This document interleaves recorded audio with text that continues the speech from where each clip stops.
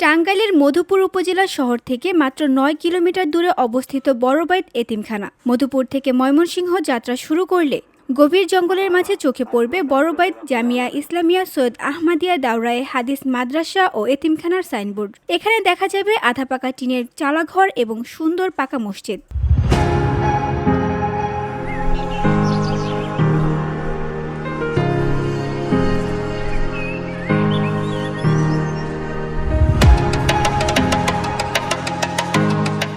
জলছত্র বাজার থেকে ২৫ মাইল উত্তরে পাকা রাস্তা বেয়ে এগোলেই শালবনের নৈসর্গ দৃশ্য।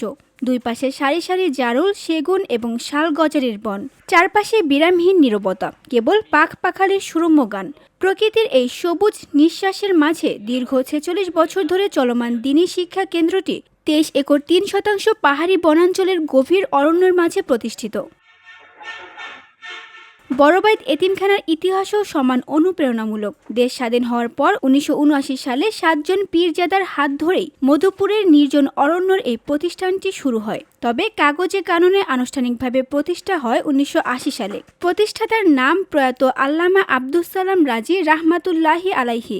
এবারও বড়বাইত জামিয়া ইসলামিয়া সৈয়দ আহমদিয়া এতিমখানা ও মাদ্রাসা প্রাঙ্গণে অনুষ্ঠিত হতে যাচ্ছে ৪৫তম বার্ষিক ওয়াজ মাহফিল। অনুষ্ঠানটি শনিবার ১ নভেম্বর বাদ আসর থেকে মধ্যরাত পর্যন্ত অনুষ্ঠিত হবে। বার্ষিক ওয়াজ মাহফিলের প্রধান অতিথি হিসেবে উপস্থিত থেকে পবিত্র কোরআন ও হাদিস থেকে তাফসির বয়ান করবেন ঢাকা দারুন নাজাত সিদ্দিকিয়া কামিল মাদ্রাসার প্রধান মুফতি আলহাজ ওসমান গনি সালেহী। বিশেষ আলোচক হিসেবে ইসলামী গবেষক এবং বড়বাইত এতিমখানার সিনিয়র মুহাদ্দিস আলহাজ মাওলানা ডক্টর মোহাম্মদ মোফাজ্জল হোসেন উপস্থিত থাকবেন। এছাড়াও আমন্ত্রিত ওলামায়ে কেরামগণ আলোচনা করবেন। VOD Bangla news desk.